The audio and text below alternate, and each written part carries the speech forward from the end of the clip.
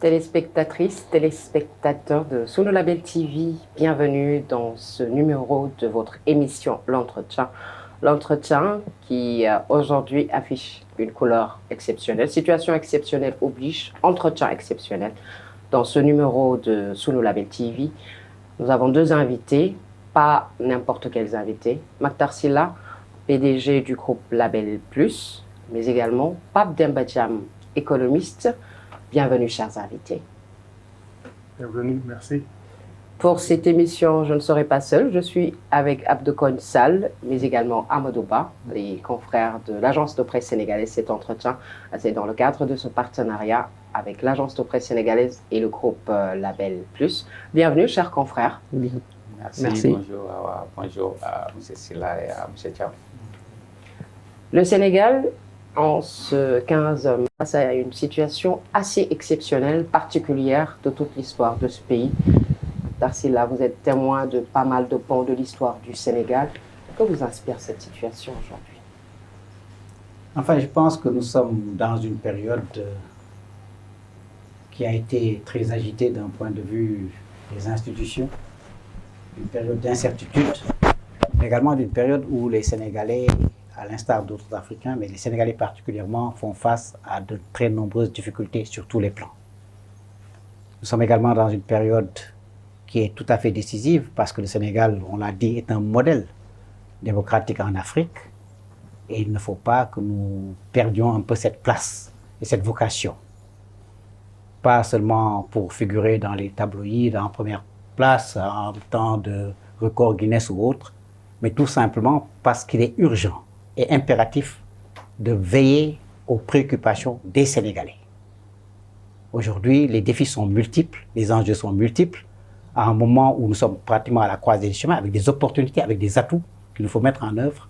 Et tout cela, il faut absolument que nous ayons des institutions solides, des institutions qu'il faut peut-être repenser à l'aune de nos valeurs, de nos réalités, mais également en respectant un certain nombre de principes de liberté, d'égalité, de justice, etc.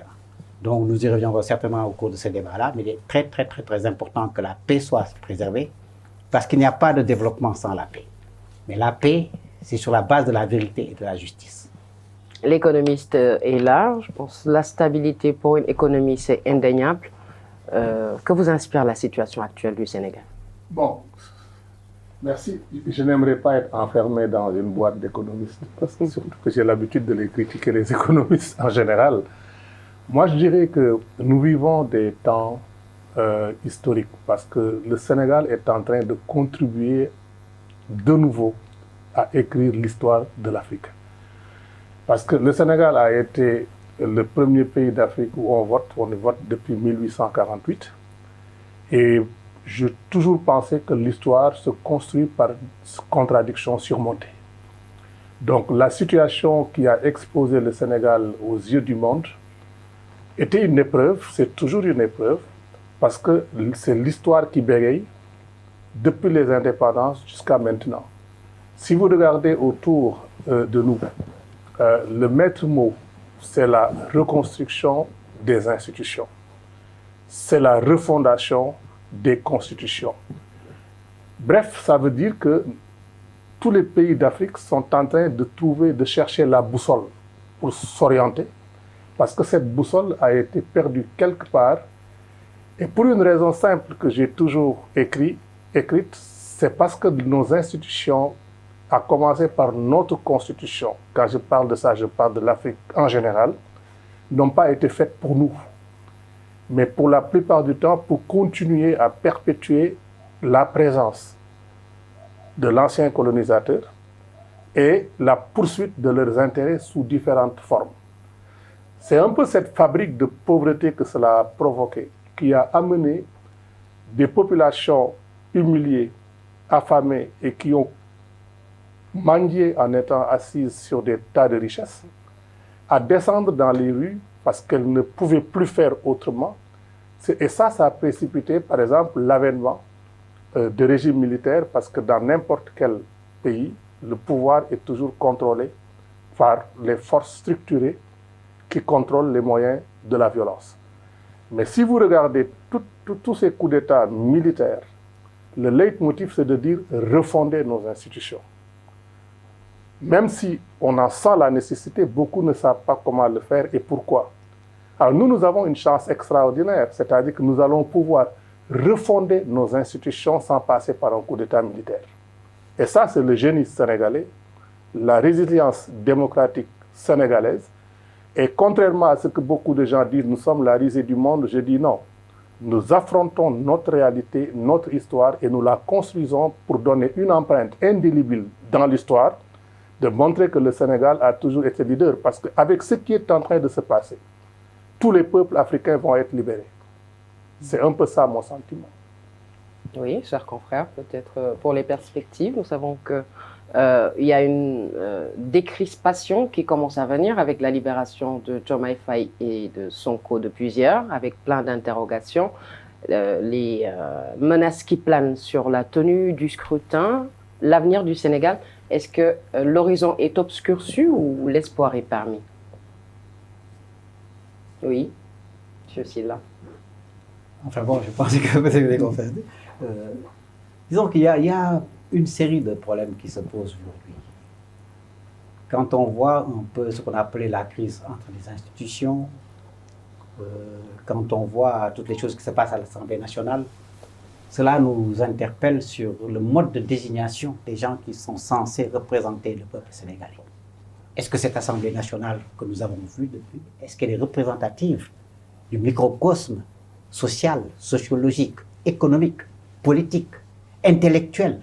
Quand je dis intellectuel, pas seulement d'un point de vue académique, mais en termes de savoir-faire, de savoir-vivre, etc. Est-ce qu'elle est représentative? Le spectacle qu'il nous offre très souvent, le niveau des débats aujourd'hui, sans être prétentieux, mais vraiment pose problème. Ça pose le problème de la désignation au niveau de différentes responsabilités. Vous savez, j'estime que le succès de toute politique, de tout pays, dépend essentiellement de ses hommes.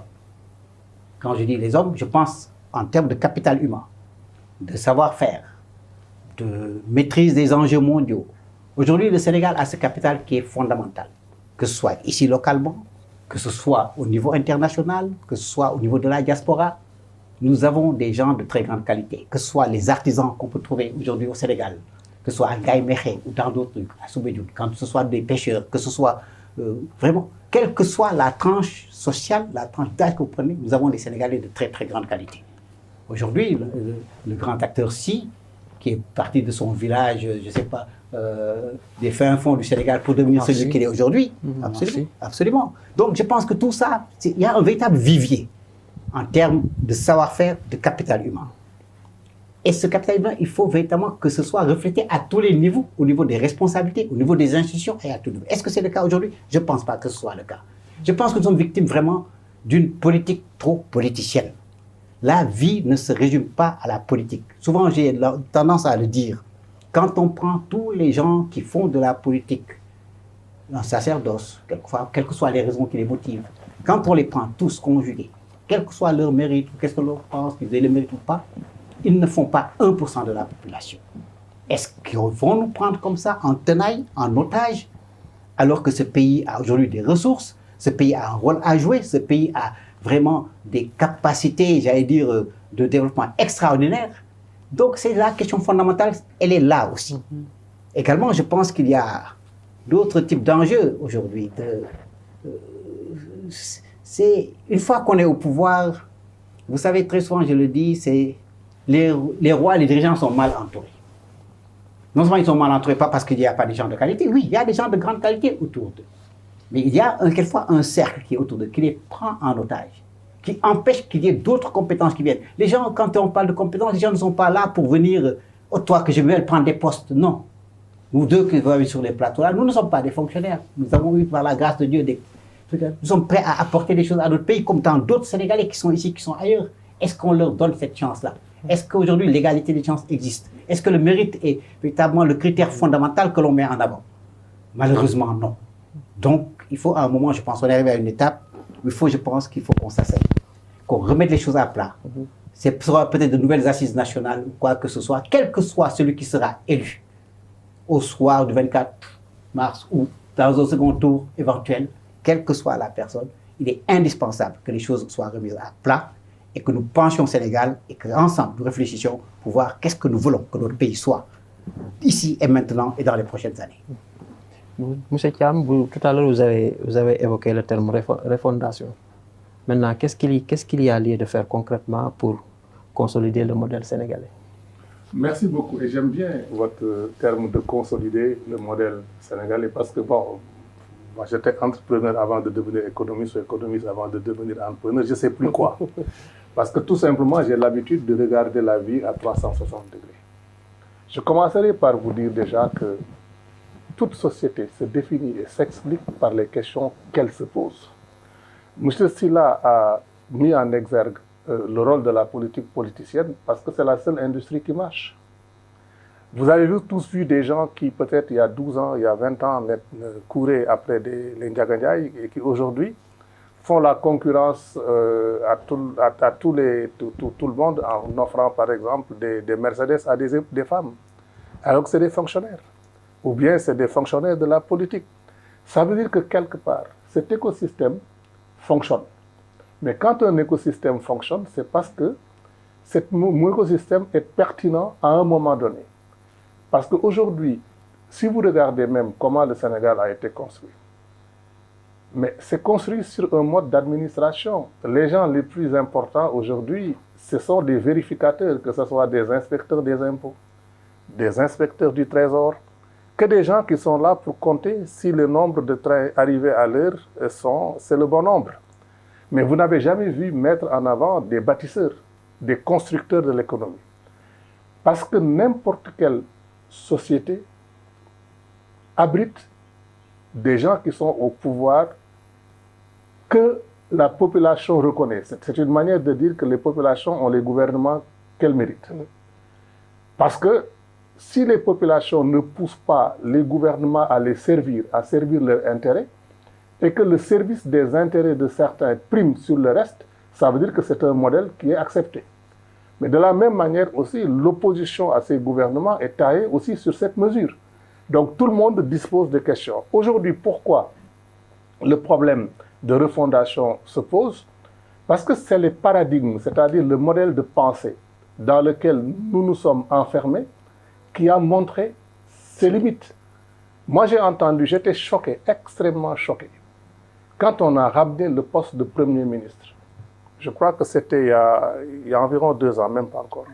Je me souviens, j'étais sur un plateau, c'était le 17 septembre 2022. J'étais effaré de lire dans les attendus, dans les motivations, pour introduire le poste de Premier ministre, d'écrire que comme le nouveau paradigme maintenant, c'est le développement économique. Mais attends, ça veut dire que depuis 1960, le développement économique n'était pas central dans notre constitution. C'est extrêmement grave. Parce que toutes les constitutions du monde entier, de tous les pays civilisés, ont été bâties sur la poursuite des objectifs de développement de cette société. Mais nous, on découvre en 2022 que le modèle de pensée pour nous, c'était le développement économique. Mais ça veut dire, mon cher ami, qu'il faut à ce moment refonder ces institutions. Alors, refonder les institutions comment? Dans la mesure où le problème fondamental pour nous, c'est la poursuite des objectifs de développement inclusif. Nous devons au moins nous fonder et nous accorder sur une chose, nous devons construire une économie inclusive sur les forces potentielles qui ne ont pas été exploitées. C'est le début de la souveraineté. Mais pour y arriver, vous êtes obligé d'avoir une stratégie de développement. Moi, j'entends toujours parler de programme. Quand j'entends parler de programme des candidats, je dis, c'est la même chose. On se pose les mauvaises questions parce qu'il n'y a pas de mauvaises réponses, il n'y a que de mauvaises questions. Un programme, c'est quoi? On nous dit, on va faire ça, on va faire ça. Je regarde ça, je me dis, mais c'est un arbre de Noël, ça. Un arbre de Noël, chacun vient accrocher ce qu'il veut. Mais quand vous accrochez quelque chose sur un arbre de Noël, c'est quoi son fondement paradigmatique? Qu'est-ce qui fait que cette chose soit là ou pas? Donc, je n'ai pas entendu. Depuis que les élections au Sénégal existent et jusqu'à maintenant, un seul parti me parlait de sa stratégie de développement. Or, la stratégie de développement de tous les pays est inscrite dans la Constitution. Si vous prenez un pays comme la Suisse, je prends des exemples pour vous éclairer là-dessus. Dans un pays comme la Suisse, on a ce qu'on appelle la formule magique. C'est-à-dire que ce n'est pas un parti qui gouverne, mais c'est une coalition de partis, mais une coalition qui est le produit des urnes. Okay. Mais sur cette base-là, tous ces partis ont la même vision du développement économique qui est une vision nationale, que leur a donné le peuple souverain. Maintenant, de cette vision, il y a une stratégie nationale qui s'appuie sur un certain nombre de piliers. Maintenant, les gens viennent pour concourir avec des programmes et des projets différents. Mais il y a ce carcan-là qui les lie tous. Et c'est pour ça qu'il n'y a pas une floraison de partis. Parce que le filtre que vous faites là avec le parrainage, dans un pays comme la Suisse, le filtre, il est en amont parce que la Constitution définit les conditions d'exercice de l'activité politique. Donc, vous êtes obligé de rentrer dans ce cadre. D'ailleurs, c'est pour ça que dans certains pays comme l'Allemagne, vous entendez, est-ce qu'on doit dissoudre un parti d'extrême droite qui les ramène à la période hitlérienne? Parce qu'il y a un cadre qui est défini. Donc, si on doit refonder, nous devons avoir ce que Mactar appelle stratégie, concertation, dialogue et tout ce qu'on... De toute façon, j'ai toujours compris qu'un dialogue, c'était entre deux personnes. Donc, quand je vois des dialogues qui réunissent plusieurs personnes, je dis, bon, j'y perds mon latin. Mais ce que je veux dire simplement, c'est qu'on doit offrir l'opportunité aux populations sénégalaises de pouvoir discuter de où on va les amener, avec quels moyens, avec quelles conditions paradigmatiques déterminantes qui permettent d'encadrer la marche vers le progrès. Ça, c'est un. Et c'est ça qui va pouvoir déterminer le genre d'infrastructures économiques, politiques et institutionnelles dont nous avons besoin. Et c'est ça qui va se refléter dans une constitution que nous devons écrire pour refléter ces orientations. Et c'est comme ça qu'on pourra, par exemple, purger notre administration qui est devenue une administration politisée, qui permet aux institutions d'être dévoyées. Et c'est comme ça qu'on va aussi rebâtir notre justice, parce que ils ont tous des niveaux d'infrastructure et de superstructure. Donc, tant que vous n'avez pas ce fil conducteur-là, il vous est très, très difficile de faire les choses. Je ne sais pas si j'arrive à répondre à votre question. Maintenant, ces 10 dernières années, on a vu le gouvernement mettre en œuvre une vision contenue dans le plan Sénégal émergent. Est-ce que cette stratégie-là ne rejoint, par exemple, l'idée que vous développez? Je ne veux pas critiquer, mais je n'ai pas vu de vision. Parce qu'on dit une vision, mais une vision, elle doit être articulée. Parce qu'attention, il faut faire la différence entre une vision, la stratégie qui met en œuvre cette vision, les grappes de programmes, les grappes homogènes de programmes qui mettent en œuvre cette stratégie. Et dans chaque programme, il y a des grappes de projets qui mettent en œuvre ce programme. Et dans chaque projet, vous avez des interventions les plus granulaires. Ça veut dire quoi? Ça veut dire que si on vous dit qu'aujourd'hui, nous avons fait tel investissement dans telle infrastructure, que ce soit dans l'éducation, que ce soit dans la santé, que ce soit dans le développement industriel ou n'importe quoi, vous devez être capable de dire ça là, voilà d'où ça vient. Vous devez être capable de rattacher ça à un programme, à une stratégie et à la vision. Mais dites-moi, aujourd'hui, vous prenez n'importe quel investissement ici et dites-vous, bon, c'est quoi son rôle stratégique dans cette vision, ce programme? Prenez le cas, par exemple, je n'ai rien contre les lutteurs, mais prenez le cas d'une arène. Il y a un problème, par exemple, de planification stratégique des investissements. Nous avons aujourd'hui investi de l'argent dans le pétrole. Cet investissement est venu en concurrence avec la pêche et tellement d'autres secteurs. Alors, est-ce qu'on doit se comporter comme si un investissement, une préoccupation vient chasser l'autre? Ou bien est-ce qu'on doit dire maintenant quelles sont les mesures de sauvegarde qui nous permettent de pallier à ce qu'on a manqué là-dedans et le gagner? Et à ce moment, vous pouvez vous poser la question de la pertinence des choix décisionnels. Est-ce qu'il fallait une arène? Ou bien est-ce qu'il fallait, par exemple, un grand programme d'aquaculture qui fait des aménagements publics, qui décentralise l'initiative, la programmation et l'action au niveau les plus reculés pour permettre aux gens de développer, par exemple, des programmes d'agriculture et de développer toute une industrie autour de ça. Ça vaut pour l'agriculture, ça vaut pour tout. En quoi, par exemple, un investissement particulier est pertinent dans la poursuite de l'industrialisation? Moi, je veux bien, on va transporter des gens. Est-ce que c'est ça qui fait l'industrialisation, c'est-à-dire la production de masse pour transporter nos ressources? Donc, il y a un problème de choix décisionnel et encore une fois, c'est peut-être... Je suis content déjà de voir que des gouvernements arrivent à faire quelque chose, même si on peut en discuter. Parce que la catastrophe, ce serait au moins ce serait comme ce qui s'est passé pendant presque 30 ans où on n'a même pas vu de kilomètres de goudron. En fait, vous évoquez la question des priorités dans les investissements. Vous avez évoqué également la stratégie nationale, notamment en parlant de la Suisse, qui colle un peu à ce qu'on entend souvent ici de souveraineté économique, préférence nationale.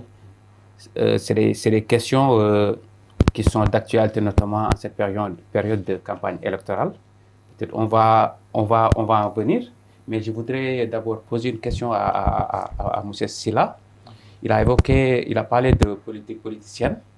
Est-ce que, en fait, selon vous, cette politique politicienne dont vous parlez, ça déteint sur les institutions en rapport avec la crise institutionnelle qu'on est en train de vivre? Mais absolument, c'est évident. Nous écoutons, nous regardons, nous voyons ce spectacle désolant qu'on nous offre à longueur d'année, à longueur de sessions, etc. Et les véritables enjeux, comme je le dis aussi, sont les enjeux économiques. On fait la politique pourquoi? On prend le pouvoir pourquoi? Parce qu'on va être à la tête d'un État pour faire quoi? Pour l'amener vers le développement. L'objectif, la finalité du développement, c'est quoi? C'est la prospérité partagée. Alors, est-ce qu'on parle, tout le débat, aujourd'hui, prenez même nous au niveau des médias. Où est le débat économique? Où est le débat culturel? Où est le débat technologique sur les innovations, sur l'environnement, sur ces questions-là? On les effleure par de petits sujets mineurs. Tout est centré autour de la politique, ce que j'appelle la politique politicienne. Alors qu'aujourd'hui, il y a des bases. Pablo l'a expliqué un peu dans cette stratégie de GRAP, etc. Il faut une vision. La vision, c'est dire quoi? C'est dire, c'est pas, nous voulons que le Sénégal, à l'horizon 2030 ou à l'horizon 2050, soit dans le 5 top africain d'un point de vue économique, d'un point de vue de capital humain, d'un point de vue de pas mal de critères et de paramètres. Qu'est-ce que l'on fait pour y arriver? Les institutions constituent pratiquement la base de la pyramide. C'est sur cela, avec le capital humain que nous avons, avec les infrastructures, comme il le dit, mais qui sont des infrastructures ciblées. Par exemple, pour l'histoire, c'est vrai, il a donné l'exemple de la route, mais de la lutte. Dans le même espace, on aurait pu peut-être regrouper tous les mécaniciens, ce que le pays compte de mécaniciens, des gens qui sont dans la mécanique, faire une très grande cité de la mécanique, à différents niveaux, avec des gens qui pourraient par un véhicule sans avoir jamais mis un pied à l'école classique. Vous avez des gens à différents niveaux de techniciens, vous avez des techniciens, vous avez des ingénieurs, vous avez même des Sénégalais qui sont à l'extérieur qui imaginent des véhicules solaires, etc. ou autres. Vous prenez tous les gens qui sont les manutentionnaires, les concessionnaires automobiles, vous les amenez là-bas, les vendeurs de pièces détachées, vous créez tout un écosystème. L'exemple de l'Allemagne avec ses véhicules, que l'on cite les grandes marques que vous connaissez, mais c'est participe de cette stratégie de la grappe et de consolidation et de construction d'un domaine où on peut être un champion. Donc quand vous avez cette base, c'est là où vous mettez vos piliers. L'agriculture, l'industrie, ça peut être les services, mais ça ne se décrète pas. Vous partez de vos réalités et de vos opportunités et de votre potentiel et de vos atouts. Aujourd'hui, nous allons être un pays gazier pétrolier. Oui, absolument. C'est une branche qu'il faut. Mais cette industrie peut aujourd'hui aider la métallurgie, aider d'autres secteurs. Donc, en même temps, la question des services et de la technologie où les Sénégalais sont très performants. Donc, et c'est tout ça qui permet, à partir de ces piliers, de l'agriculture, l'agrobusiness. Et dans même quand on dit l'agriculture, au-delà de l'agriculture, c'est tout ce qui touche à la pêche, au défi de la souveraineté alimentaire et pourquoi pas à l'exportation. Quand vous mettez dans les services et dans l'art, dans la culture, tout cela, ça vous permet de développer l'artisanat local, etc. Aujourd'hui, vous prenez ce qu'on importe avec les tissus que nous portons aujourd'hui, le bazin. On me dit un conteneur de bazin peut valoir quelque chose comme 400 millions de francs. Combien de conteneurs rentrent? Ce qu'on achète, par exemple, pour nos babouches, nos marakis qui viennent, c'est plus de 4 milliards par an, etc., ne serait-ce que en provenance d'un seul pays. Qu'est-ce que l'on fait des peaux, des bêtes, après avoir immolé le bélier de la Tabaski? Qu'est-ce que l'on fait de tous ces artisans qui sont ici, qui sont dans des localités du pays? On peut le faire pour l'ameublement, on peut le faire pour l'habillement. Aujourd'hui, il y a des jeunes Sénégalais qui se débrouillent avec leur propre marque en faisant de l'artisanat de luxe. Donc, toutes ces questions-là nous interpellent. Donc, c'est à partir effectivement de ce diagnostic, mais également à partir d'une cartographie des richesses de ce pays. A-t-on une connaissance précise de toutes les richesses qu'on a? Il y a eu un débat sur le diamant, il y a un diamant, il y en a pas, etc. Dans un pays, on doit avoir une cartographie claire, nette et précise de l'ensemble des ressources du pays. Là où ils existent, là où ils ne sont pas exploités, là où il y a des potentiels, etc. Et à partir de là, vous bâtissez. Et la finalité, c'est quoi? C'est l'éducation. Et quand on parle de l'éducation, ce n'est pas seulement l'éducation classique, c'est l'éducation au sens le plus large. Aujourd'hui, c'est les questions de santé qu'il faut régler, c'est les questions culturelles, les questions de loisirs, de sport, etc. Tout le reste vient à la suite. Donc, voilà un peu. Et la finalité, c'est l'homme, c'est l'être humain, qui est au début, à la fin, comme disait Senghor, du développement. C'est ce capital humain qu'il faut valoriser. Parce que si on fait de la politique aujourd'hui, si on aspire à être élu, etc., c'est pour être au service des hommes, au service de ses concitoyens, de ses compatriotes. Donc, et c'est ça souvent qui manque dans le débat public, qui manque dans le débat politique. Et au niveau également des institutions, Pape l'a dit à un moment en disant nous avons recopié ce que le colonisateur nous a imposé et tout. Moi, je suis partisan vraiment de reconsidérer. Aujourd'hui, quand on prend les notables, quand on prend un certain nombre de secteurs aujourd'hui dans le pays, de personnalités, etc., quand il y a des crises, qui les résout? Ce sont les hommes religieux, etc., ce sont les gens des dards, etc., à qui on ne donne pas toute la considération voulue. Est-ce qu'il ne faudrait pas, on peut l'appeler comme on veut, un conseil des sages, un conseil je ne sais pas quoi, mais qui correspond à nos réalités, parce que également, la démocratie, nous l'avons vécue historiquement et de manière différente. L'arbre à palabre, ce n'est pas pour rien. Quand on va dans d'autres pays aujourd'hui d'Afrique centrale, ce qu'on appelle le corps de garde, où on règle ces questions-là, ça existe. Donc il faut que nous revenions, sans nous enfermer dans une sorte d'ostracisme qui aujourd'hui ne peut pas prospérer dans le monde actuel, mais il faut absolument que tout ce que nous faisons, que nous nous basions sur nos véritables valeurs, sur nos véritables aspirations, mais également en ayant cette capacité d'écoute. Très souvent, on vient avec une solution toute prête à porter. Nous pensons, quand les gens, nous autres intellectuels, politiciens, etc., nous pensons que nous avons solution à tout. Moi, quand je suis en contact avec certains gens, etc., je voudrais penser, parce qu'il y en a certains qui aujourd'hui sont des candidats, etc., quand ils vous parlent de leur parcours, des choses qu'ils réalisent, mais c'est une école au quotidien, une autre après. Peut-être pas pour également, peut-être là, il viendra sur les questions-là, je vais l'interpréter. Quand on dit le secteur informel, moi, je ne sais pas, j'essaie de trouver une terminologie qui ne correspond pas à ce terme-là. Parce que ce n'est pas aussi informel qu'informel. Ce qu'ils apportent aujourd'hui en termes de contribution au niveau national, c'est fondamental. Donc ce secteur informel-là, je suis sûr qu'ils peuvent créer une banque. Est-ce qu'il y a aujourd'hui des banques contrôlées par les Sénégalais? Voilà les véritables enjeux pour financer le développement, pour financer l'économie, pour donner des opportunités aux jeunes et que ces jeunes qui font la migration. Et cela se fait également en développant des zones particulières. Par exemple, vous partez des réalités et des richesses de chaque région. Et l'éducation, tout le reste, c'est la stratégie des grappes. S'articule autour de ça. Proposer plusieurs solutions sur le plan institutionnel et économique, mais on se dit que c'est facile à faire, quoi. Oui, à vous entendre, oui, le rêve est permis, voilà. L'épanouissement est possible. Qu'est-ce qui coince alors? Où est-ce que ça bloque? Quand vous n'avez pas les bonnes gens, c'est l'homme qui met en pratique. Quand vous n'avez pas la vision, quand vous n'avez pas les bonnes gens, en termes de accountability, comme disait Truc, le devoir de rendre compte, vous n'allez pas faire la politique, vous n'allez pas prendre un poste pour vous enrichir. Vous devez gagner votre vie décemment, mais vous êtes là au service de votre population. Donc il faut avoir cette vision-là, avoir également la capacité de faire. On va dit l'arbre à Noël des promesses, etc. Mais il y a des gens, y compris dans les candidats, j'en connais, qui sont là, qui ont fait et qui ont... Il faut faire le background track des gens. Qu'est-ce que les gens dans leur vie ont réalisé? Moi, quand je faisais TV5 Afrique, c'est une résolution d'une demi-page du sommet des chefs d'État qui dit qu'il faut aller en Afrique. Il n'y avait même pas de satellite qui couvrait le continent. Il a fallu chercher, c'était un satellite russe, de l'armée russe, à orbite inclinée, qui faisait le 8 avec des antennes de 3,7 mètres au sol. C'est comme ça qu'on a commencé. Et vous développez toute une stratégie, comment on assure progressivement la présence des Africains, etc. Aujourd'hui, vous avez beaucoup d'Africains qui sont là-bas. En vous projetant dans l'avenir, en ayant un timing, en ayant des moyens d'évaluation, de monitoring. Il y a beaucoup de Sénégalais dans le monde entier, y compris ici, qui maîtrisent ces techniques et qui savent le faire. et responsabiliser également les gens, leur faire confiance et développer, contrôler, sanctionner positivement, sanctionner négativement sur la base du mérite. On ne va pas prendre quelqu'un pour, je ne sais pas, les gens qui sont ici dans cette structure-là, je ne sais pas pour qu'ils votent, etc., où ils militent, etc., ce n'est pas mon problème. C'est par rapport à ma ligne éditoriale, par rapport à mes objectifs de contenu, prendre les gens qui me délivrent ce produit. Le reste, je ne m'en occupe pas. À fond dans la vie. Tout à l'heure, effleurer le sujet. Dernièrement, on a constaté que, par exemple, on a vu ces dernières années une jeunesse particulièrement dynamique dans la lutte, entre guillemets, pour la préservation de l'état de droit et de la Constitution. En même temps également, on a vu une frange importante de cette jeunesse péril en mer à travers l'immigration irrégulière, l'immigration clandestine. Maintenant, concrètement, qu'est-ce qu'il y a lieu de faire? Il faut essayer de fixer ces jeunes. Comment on fait pour les fixer? C'est ça.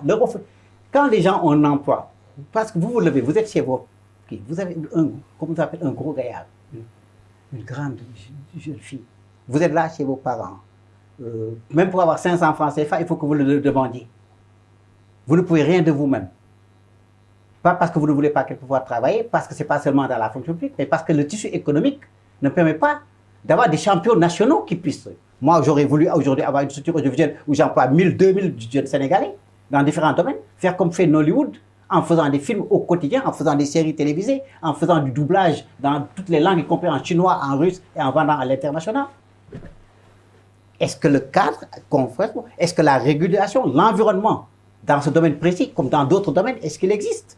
Est-ce que nous avons la volonté de créer des champions nationaux, comme le Nigeria l'a fait à quelqu'un comme Dangote, ce n'est qu'un exemple parmi d'autres en Afrique, qui envahit aujourd'hui le monde, ou certains Sud-Africains comme Oppenheimer ou autres, etc., qui le font. Est-ce que nous avons véritablement cette stratégie-là? Tant que vous n'avez pas ça, vous ne pouvez pas fixer les gens sur le sol. Ça ne justifie pas que les gens aillent prendre des pirogues, etc. Parce que ce pays, tout a à construire. L'agro-business également, je pense que peut donner énormément de travail. Beaucoup de candidats aujourd'hui parlent du rail, du train. Mais moi, si j'étais à un conseil du président, à l'époque, au lieu de faire le terre, j'aurais fait la rénovation du rail au Sénégal. En rénovant les gares, en permettant le transfert des gens, ça changerait fondamentalement la donne. Ainsi de suite, ainsi de suite. Il y a beaucoup de secteurs. Le problème, c'est quelles sont les urgences, par où il faut commencer. Tout est prioritaire. Et c'est là où il est important d'avoir une stratégie globale, d'avoir un cadre global, une planification, des éléments de contrôle, voir les moyens qui sont disponibles, faire les arbitrages nécessaires. Et c'est ça tout l'art de gouverner. Monsieur Thiam, je vais aborder dans le même sens, pour évoquer la question de la jeunesse, la politique de jeunesse. Malgré, il y a des programmes, il y a des structures dédiées à la jeunesse ici au Sénégal. Je vais citer juste peut-être la DER. Malgré tout, les jeunes continuent à vouloir partir. Le taux de chômage également au Sénégal, il est, en tout cas, il ne diminue pas. En tant que, vous dites que vous n'aimez pas trop qu'on vous voilà, laisse dans une seule case de l'économiste, ouais. Mais je pense que cette question devrait vous interpeller. Pourquoi la mayonnaise ne prend pas? Pourquoi avec tous ces programmes, toutes ces structures, les jeunes semblent désespérés? Non seulement elle m'interpelle cette question, mais je me suis même exprimé dessus. Quand j'ai entendu le ministre de la Jeunesse dire sur RFI que les jeunes qui partent ne partent pas parce qu'ils n'ont pas de position ou de situation, parce qu'il y en a qui payent des milliers d'euros pour partir. Ça veut dire que ce n'est pas un problème d'argent. Et quand je l'ai dit encore plus gravement, dire que les jeunes partent parce qu'ils voient des séries où on voit des gens qui sont bien. Je dis, je ne peux même pas le blâmer, c'est peut-être son niveau d'appréhension des problèmes. Mais comme Maktar l'a dit, c'est une question d'opportunité. C'est les opportunités qui fixent les populations. J'aimerais prendre cet exemple, parce qu'il faut qu'on essaie d'illustrer, par exemple, avec un exemple dans un secteur, et voir comment on peut changer le sort des acteurs par des politiques de planification stratégique des investissements, et voir comment on peut faire en sorte que la dynamique des grappes prenne par des stratégies comme celle que j'ai développée qui s'appelle les stratégies d'interface. Prenons le cas des gens qui émigrent par la mer. La plupart des gens qui émigrent par la mer sont convoyés par des pêcheurs. Des pêcheurs pour qui la pêche n'était plus une affaire rentable, mais qu'en faisant du travail de passeur, ils pouvaient gagner leur argent. C'est-à-dire avec un instrument qu'on appelle une pirogue, avec le talent de navigation, ces gens, ils ont changé de marché. Alors pourquoi, dans un pays comme le Sénégal, avec plus de 700 km de côte, parmi les plus poissonneuses au monde, où nous avons beaucoup vécu de la pêche et de la transformation des produits de pêche, que nous vendons à des prix très élevés sur les marchés internationaux. Moi, quand j'étais dans le secteur, par exemple, où on développait les filets de poissons pour les supermarchés en France, en Belgique ou surtout en Suisse, nous achetions, les grandes entreprises à qui nous achetions le produit et que nous aidions à faire la transformation des produits à haute valeur ajoutée, achetaient le filet de sole, le kilo de sole à 600 francs à l'époque, 600 francs CFA. C'était dans les années 88 jusqu'à 94. Mais ce filet de sole, quand vous avez un rendement de 70% là-dedans, ça veut dire que votre prix de revient sur le rendement était peut-être autour de 800-850 francs CFA. Et 850 francs CFA, à l'époque, c'était 1,50 $. Mais vous savez combien le filet de sole était vendu sur les supermarchés? 40 $. Dans cette chaîne de valeur, vous avez le transport, vous avez les stockages, les transformations, les emballages et tout, et vous faites vivre énormément de gens. Mais ces produits-là, la matière première, c'est la pêche artisanale. Ce n'est pas la pêche des grands chalutiers, des bateaux frigos. Les bateaux frigos congèlent, raclent et emportent. Si nous avions une politique de dire que nous allions bâtir l'économie maritime ou affiliée sur ces forces, la première chose qu'on aurait faite, c'est de dire nous allons renforcer les compétences et les capacités de la pêche artisanale. Nous allions, par exemple, susciter la création de grappes économiques intégrées, de pôles de croissance, et pôles au pluriel, parce que j'entends des candidats, nous allons avoir un pôle régional, ça ne veut rien dire, parce qu'un pôle, c'est un point dans l'espace. Si vous voulez que dans une région, vous devez avoir plusieurs pôles qui sont liés les uns les autres par des chaînes de valeur et des chaînes logistiques. Ça veut dire que même dans le langage de la politique politicienne, on copie, on répète comme des perroquets, mais on ne sait pas ce qu'on veut dire. Alors, si vous voulez dire, par exemple, un exemple de centre de croissance multipolaire, vous prenez par exemple tous les points de débarquement, depuis Saint-Louis, le plus au nord jusqu'à le plus au sud de la Casamance.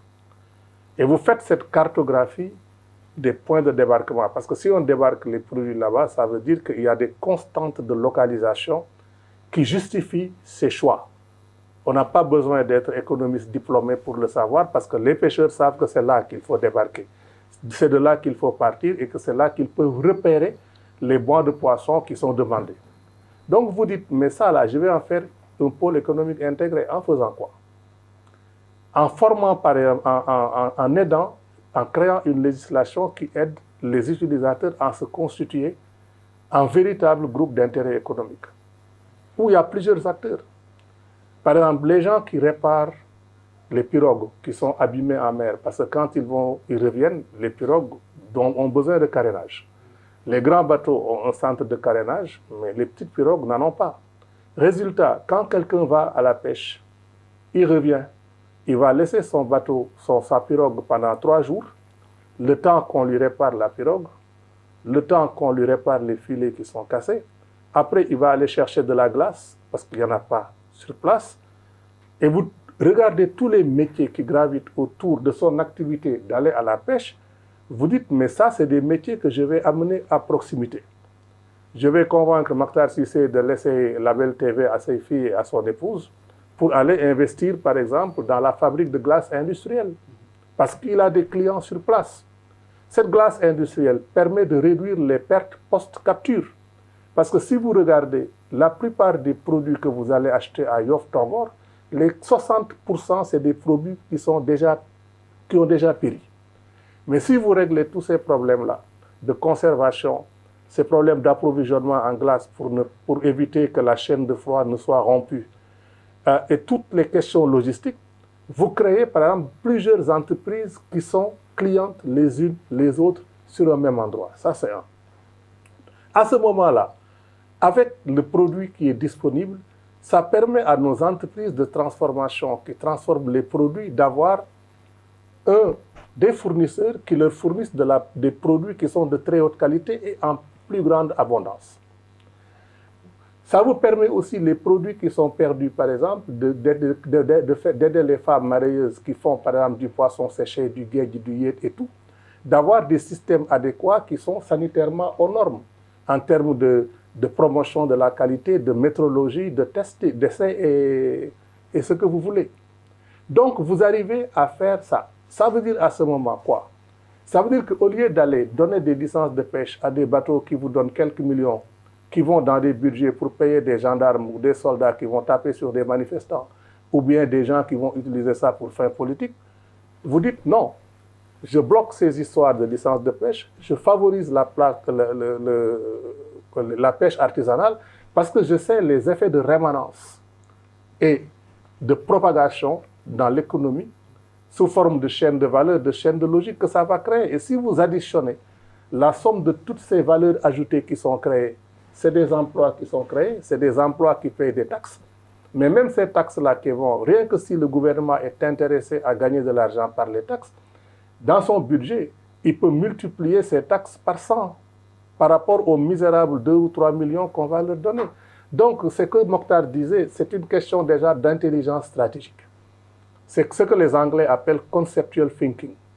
Et nous n'avons pas ça. Pourquoi nous n'avons pas ça? Parce que ce n'est pas une demande politique. Puisque vous pouvez rester au pouvoir en tripatouillant des institutions, en colonisant une administration de manière politique, pour pouvoir arranger même des systèmes électoraux pour gagner. Mais vous n'avez pas besoin de gens qui vous feront le développement économique pour que vos populations soient contentes, puisque vous pouvez rester au pouvoir sans le faire. Du moins, c'était le cas avant. Et c'est la raison pour laquelle, moi, quand je parle de stratégie d'interface, moi j'ai publié un ouvrage là-dessus qui date de 1991. Demande-lui combien on le vend maintenant, 181 $ l'unité. Mais qui c'est qui l'achète? Des pays comme le Ghana et autres, et jusqu'à Cuba, où on peut me demander de venir les aider à appliquer parce que c'est la stratégie de construction des grappes avec des chaînes de valeur et tout. Et vous partez de l'idée. Alors, si vous faites par exemple ça, comme alternative par exemple aux pertes d'opportunités que nous avons dans l'économie du pétrole, parce que ça ne doit pas être un jeu à somme nulle où ce que vous gagnez, c'est ce que je perds.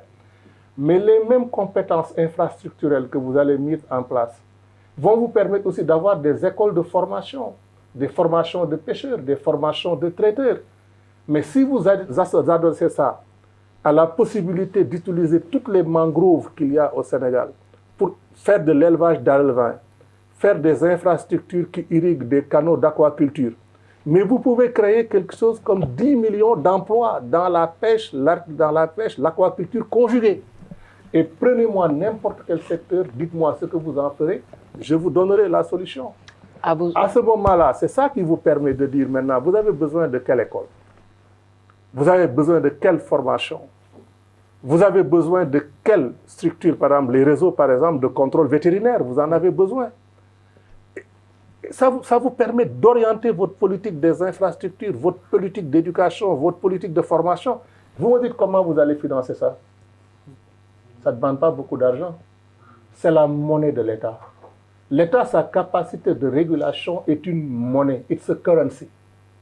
Et la manière dont vous l'investissez, c'est d'utiliser seulement de l'argent pour faire des fonds d'amorçage. Vous créez des opportunités viables. Vous créez, par exemple, des systèmes de financement sur toutes ces chaînes de valeur, mais le système tourne tout seul. À vous entendre, l'épanouissement est possible. Où se situe le problème? Autrement dit, comment casser toutes ces chaînes afin de relever tous les défis auxquels nous faisons face? Mais c'est la révolution silencieuse dont je parle. Une révolution, c'est un changement de structure. Mais lorsque les structures changent, les hommes qui les animent changent. Ou bien les hommes acceptent de se reconvertir, ou bien c'est le système qui les vire. Daf ko yabbi, comme on dit en Wolof. Il y a des choses qui sont indigestes. Or, aujourd'hui, le système que nous avons actuellement est devenu indigeste. Les gens qui l'animent sont devenus indigestes par rapport à la normalité que nous devons avoir pour poursuivre de nouveaux objectifs.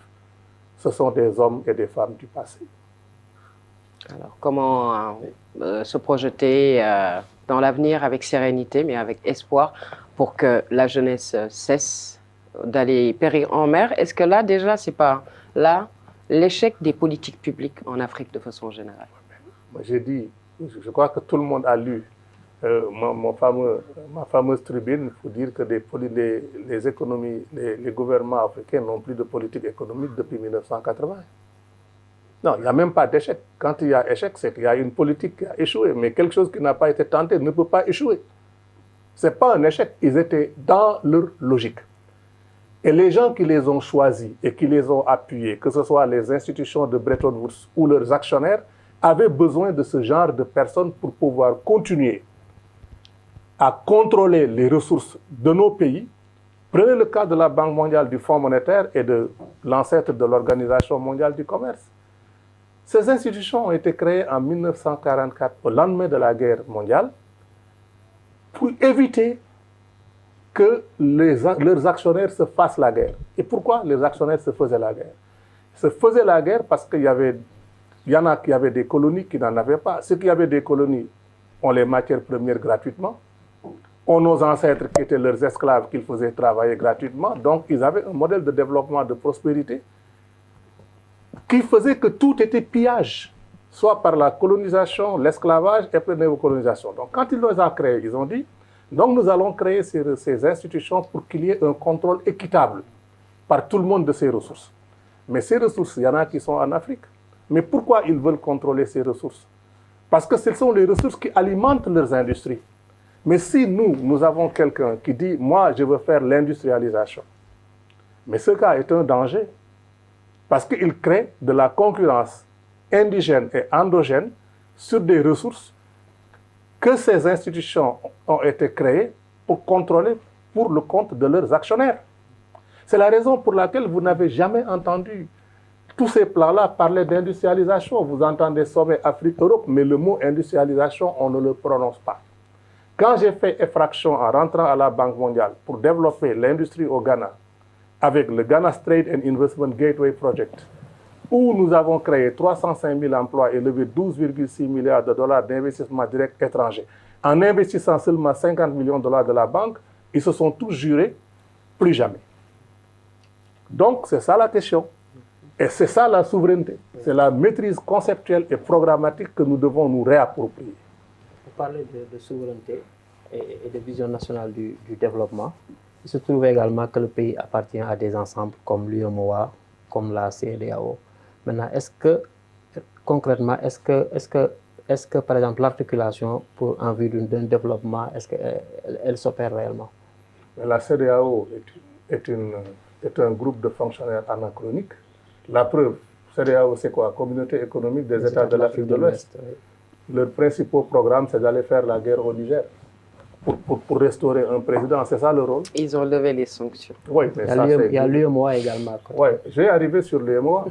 Ils ont levé ça, mais tout le monde a vu mes articles et mes prises de position sur cette affaire-là. Parce que, attendez, vous pensez que c'est intelligent d'aller ouvrir une boutique ici, c'est quoi, Sacré-Cœur? Vous ouvrez une boutique pour avoir une clientèle. Et pour des raisons politiques, vous dites que tous les gens là, vous n'allez pas leur vendre. Mais vous faites faillite. C'est comme nous avec les sanctions sur le Mali. Le port, le principal client, c'est le Mali. Et on a l'intelligence de dire que voilà, non, nous on refuse de vendre à nos clients. Mais n'importe quelle entreprise commerciale est créée pour créer une clientèle et la conserver. Ça veut dire que derrière la motivation n'est certainement pas économique, elle est politique. Mais c'était une motivation qui était dictée par des intérêts extérieurs. Vous prenez l'UEMOA. Vous savez, moi j'ai foutu le camp du Sénégal en 1979 parce que j'étais en stage à la Banque à la BCEAO, où j'ai produit un document de stratégie économique fondé sur le rôle de la Banque centrale, mais on m'a dit que c'était inapplicable. Inapplicable, pourquoi? Parce qu'on ne va pas vous raconter des conneries, nous ne sommes pas une véritable banque centrale. La BCEAO existe sur la base d'un traité. Or, le rôle d'une banque centrale, c'est la promotion de l'économie. Comment vous pouvez avoir une banque centrale qui fabrique une monnaie qui est comme de l'argent de poche que votre papa vous donne et vous dépensez sans savoir d'où ça vient et quel que soit ce que vous faites, ça n'a aucun impact. Une banque centrale qui ne peut pas travailler sur la théorie quantitative de la monnaie, c'est-à-dire émettre de la monnaie par la volonté d'endettement d'une économie qui en a besoin pour croître n'est pas une banque centrale. Et si vous tapez mon nom, vous allez voir que j'allais déclarer à Abuja, à la CEDEAO, que la Banque centrale des États de l'Afrique de l'Ouest est la seule banque que je connais qui ne fait pas de politique économique et monétaire. Regardez aujourd'hui les mouvements du dollar et tout ça, c'est dû à quoi? Il suffit que Jérôme Powell tousse en disant je vais augmenter les taux d'intérêt pour que les marchés d'actions s'affolent. D'où la dédollarisation. Non, ça n'a rien à voir. Ça n'a absolument rien à voir. Je ne veux pas être distrait sur le sujet, mais on peut en revenir. Ça n'a rien à voir. Parce que c'est une banque, la Federal Reserve Board est une banque centrale. Et quand une banque centrale parle de sa politique sur les taux d'intérêt, ça se répercute sur tous les investissements et dans le monde entier. Mais nous, ils peuvent se réunir en disant je mets le taux à zéro, ça n'intéresse personne parce que l'économie n'est pas branchée. La tuyauterie de l'économie n'est pas faite pour absorber quelque politique parce qu'elle n'en a pas. Donc, même j'entends beaucoup de gens dire qu'ils veulent sortir du franc et CFA. Peut-être raison, mais pas n'importe comment. Parce que nous devons être préparés à gérer le caractère complexe d'une émission monétaire. Mais aujourd'hui, je vous donne un exemple. Moi, je surveille toujours les marchés. Pourquoi? Parce que je fais des opérations de swap. Là où les taux d'intérêt sont bas, je travaille sur les différentiels de taux d'intérêt. Aux États-Unis, ils ont des taux d'intérêt qui sont beaucoup plus élevés que les taux d'intérêt en Europe. Alors, qu'est-ce que je fais? Je prends des dollars, je les place à terme sur le différentiel de taux d'intérêt et ce que je gagne sur ce que je place, c'est en réalité le différentiel entre les taux d'intérêt. Par exemple, j'achète à terme $1 à 0,88 francs suisses et je les revends dans 3 mois, c'est-à-dire je les ai revendus dans 3 mois, mettons à 90. Si vous êtes, enfin 92 par exemple, pour faire correct. Si vous faites le 0,88 et le 0,90, si vous l'appliquez à 2 millions de dollars, regardez ce que vous gagnez par mois ou 3 mois, parce que c'est fixe. Mais qu'est-ce qui me permet de faire ça? Parce que moi, je peux avoir, dans un pays normal, plusieurs comptes dans des devises différentes. C'est ce qui me permet de passer du dollar au franc suisse. Là, actuellement, par exemple, j'achète des livres. La livre s'est cassée la gueule. Mais je ramasse des livres. Mais ça me permet, quand la livre monte, je peux faire quelque chose. Donc, quand vous êtes un exportateur et que vous êtes dans un pays où vous ne pouvez pas avoir des comptes dans des devises différentes, comment allez-vous couvrir? Allez-vous vous couvrir si vous achetez en rouble et que le rouble s'écroule? Ou bien si vous vendez dans une monnaie et que les taux de change, donc vous créez des vulnérabilités verticales. Donc moi, mon débat sur le franc CFA, c'est ça, c'est-à-dire revenir aux fondamentaux de la monnaie. La monnaie, si elle me permet de libérer une économie intégrée de chaînes de valeur en pleine expansion pour distribuer des opportunités économiques partout où c'est possible, ça veut dire que je dois lier l'émission de monnaie à la volonté d'endettement d'une économie. Et je vais en terminer là pour que ça ne soit pas trop ésotérique pour ceux qui nous écoutent. Comment vous créez la monnaie aujourd'hui? Vous allez, par exemple, faire emprunter de l'argent. Par exemple, vous allez, bon, je ne veux pas faire de publicité, vous allez chez un concessionnaire. Je ne pars pas au Sénégal, je pars dans un pays normal, dans une zone économique normale. Vous allez emprunter de l'argent, vous dites par exemple, vous voulez acheter une voiture à 45 000 €. Quand vous allez acheter la voiture à 45 000 €, c'est une banque qui vous fait un crédit. Mais ce crédit, c'est un titre. Mais la banque, qu'est-ce qu'elle va faire? Elle va aller vous prêter de l'argent, mais à un taux, mettons, de 7%. Et puis, elle va aller escompter ça auprès de sa banque centrale, mettons, à un taux de 5%. C'est-à-dire qu'il y a un différentiel de taux d'intérêt de 2%. Mais quand votre crédit est remboursé, comme ça, ça permet tout de suite à la banque d'avoir de l'argent et de continuer à prêter à lui. Mais quand le prêt est éteint, ce que la banque centrale fait, au moment où elle prête à la banque commerciale, elle a créé une nouvelle monnaie. Mais comme la création est anticipative et considère l'extinction de la dette, en réalité, elle va créer 2% de monnaie additionnelle. C'est-à-dire qu'il y a 45 000, 2% de 45 000, c'est la nouvelle création de monnaie. Alors imaginez une économie où tout le monde a besoin de construire une infrastructure une entreprise et chacun recourt à ce système de crédit, c'est de cette manière que vous contrôlez l'injection de la masse monétaire dans le pays. Et le système informel dont vous parliez, c'est comme ça qu'il peut aussi fonctionner. Et Maktar a raison. En réalité, c'est notre véritable économie. Parce qu'une économie, c'est une transversalité de relations interdépendantes et en dynamique. Et ça existe dans le secteur que l'on dit informel. Et qui, s'il n'existait pas au Sénégal, aujourd'hui, nous serions dans la dèche. Mais Oui, la monnaie. oui, comment avoir la souveraineté monétaire justement pour l'économie, pour Créer- se mettre à l'abri. C'est même un débat en fait. Actuellement, au cours de cette campagne électorale-là, il y a un candidat même qui a proposé de sortir du franc CFA. Est-ce une solution? Mais vous savez, moi, sur cette question-là, ce que je dis, hein, bon, Pape a montré toutes sortes d'explications. Il y a beaucoup de papes sénégalais qui sont un peu partout dans le monde, etc. Des gens qui sont vraiment des spécialistes de ces questions-là, qui sont dans les bourses à Singapour, etc. Il y a des jeunes sénégalais qui y sont. Donc, je dis que ce débat, il faut sans doute le poser. On ne peut pas, effectivement, après tant d'années d'indépendance, dire on est toujours CFA. OK? Et nous n'inventons pas la roue. Beaucoup de pays africains dans lesquels j'ai vécu, que ce soit le Kenya, le Ghana, je pense que d'autres, l'Afrique du Sud, ont leur propre monnaie. Ce n'est pas au-dessus des possibilités. Mais cela ne se décrète pas, ça s'organise, ça se planifie. On prend toute l'expertise nécessaire pour voir comment on le fait, pour quels objectifs.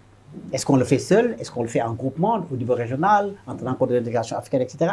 Est-ce que ça ne permet pas également de refonder des institutions comme la CEDEAO, les banques centrales, etc. Donc c'est un débat, je pense, il faut le poser dans la sérénité, avec une véritable expertise et aller au fond des choses avec des objectifs tout à fait précis. Je vais revenir sur... En fait, vous deux, vous pointez du doigt, vous dites qu'il y a une politisation, en tout cas en ce qui concerne le Sénégal, il y a une politisation à outrance. Il y a quelque part une absence de vision stratégique. Est-ce que ce n'est pas cet ensemble de problèmes-là qui fait que les pouvoirs publics sont tout le temps en tension avec la jeunesse? Est-ce que les pouvoirs publics comprennent la jeunesse? Les pouvoirs publics sont là pour servir non seulement la jeunesse, mais pour servir les citoyens, qui les nomment, des citoyens qui sont des contribuables. Dans un pays à majorité composée de jeunes. Oui, dans un pays comme le Sénégal, c'est en tout cas au moins 70% de jeunes qui ont 35 ans et moins. C'est ça. Est-ce que d'ailleurs, même d'un point de vue des institutions, est-ce que ça se reflète à tous les niveaux? Bonne question. Les femmes également. Bon, la parité, c'est vrai. On l'a fait avec le Rwanda, notre pays, on est un peu dans le peloton de tête. Beaucoup de choses ont été faites, tout ça. Mais ne pas les reléguer, il ne faut pas que ce soit uniquement le ministère de la Femme, de la Santé, etc. Ça peut être l'économie, ça peut être d'autres. C'est vrai, on en a également dans le secteur. Donc, la question fondamentale, c'est ça. C'est qu'ils sont au service des populations. Il faut être à l'écoute des populations. Non seulement à l'écoute, mais avec un diagnostic tout à fait clair, identifier les difficultés et les problèmes qui se posent à ce pays. Il y a des problèmes d'éducation, il y a des problèmes de santé, il y a des problèmes économiques, il y a des problèmes pratiquement de survie, etc. Comment on fait pour attaquer ces problèmes et les résoudre? À partir de quelles richesses, à partir de quelles opportunités nous avons? Je peux reformuler? Oui.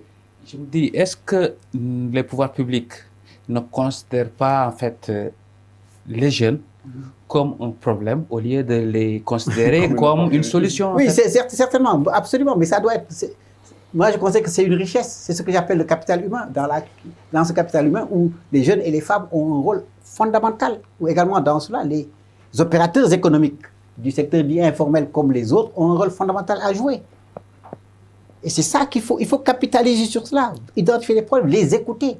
Par exemple, vous avez parlé tantôt de l'ADN des trucs. Moi, je suis partisan vraiment d'une rationalisation des structures. Ça ne sert à rien de multiplier les guichets, de multiplier les structures. Il faut les rationaliser. Il faut avoir, j'allais dire, pratiquement des secteurs prioritaires. Parce qu'un jeune va vouloir investir, je ne sais pas, il dire moi je vais aller à la on dit non, ce n'est pas dans le jeu qu'il faut aller. Il faut plutôt aller dans l'artisanat, etc., les réorienter. Avoir pratiquement des kits économiques, des kits tout à fait opérationnels, et les faire encadrer par des gens, ça peut être des seniors à la retraite, ça peut être d'autres, qui peuvent les encadrer et qui leur montrent le chemin, comment réussir. Aujourd'hui, vous pouvez, je ne sais pas, vous prenez des gens qui sont diplômés de gestion, en sciences économiques, ça, qui ne travaillent pas et tout, mais qui peuvent assurer la gestion de cette structure-là. Ce n'est pas parce que vous l'avez créé qu'il faut que vous vous occupez de la comptabilité, de tout. Voilà, c'est vous qui faites tout, vous êtes Dieu le Père. Donc, voilà, c'est un peu ce genre et c'est ça la vision. Et dans un ensemble cohérent, c'est des éléments d'un puzzle que vous mettez tous ensemble et dont la finalité, vous dites, c'est le développement. Le développement, il est économique, il est humain, il est technologique, etc. Aujourd'hui, par exemple, si on prend d'autres domaines, on a tellement de jeunes Sénégalais qui sont tellement férus de technologie. Il y a, je pense, près de 20 ans, j'ai fait la préface avec El Aboudi d'un livre du docteur Alain Koyok, qui est un Camerounais, qui a travaillé à l'Agence internationale de l'énergie, etc., qui s'appelait l'informatisation des processus électoraux en Afrique. Est-ce qu'on... Mais vraiment, où ces questions-là peuvent régler? C'est vrai, l'informatique, il y a toujours, effectivement, on peut avoir des bugs, c'est pas parfait à 100%, mais au moins ces questions auraient dû être réglées depuis très longtemps.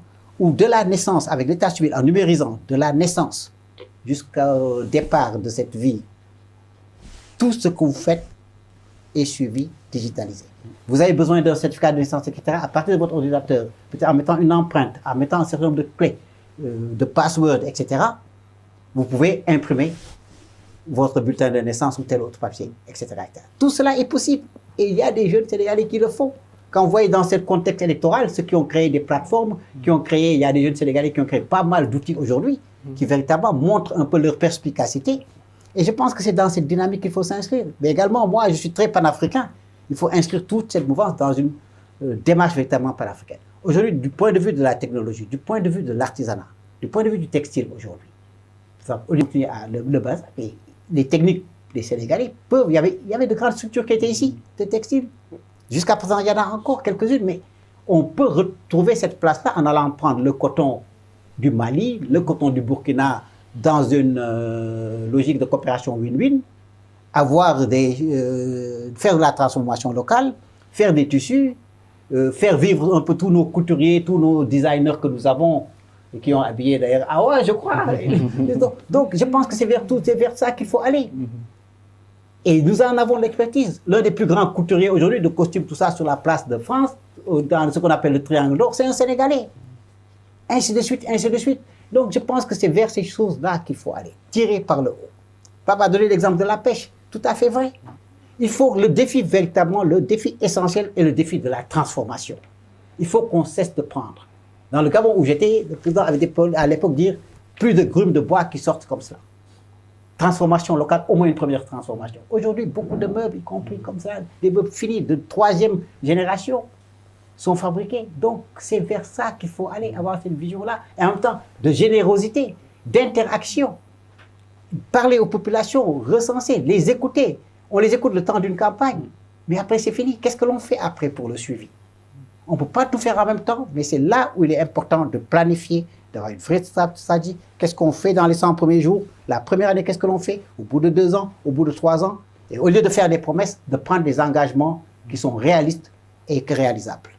Le Sénégal qui est à la croisée des chemins. Quelquefois, on dit la croisée des chemins, soit les rêves s'envolent ou se concrétisent.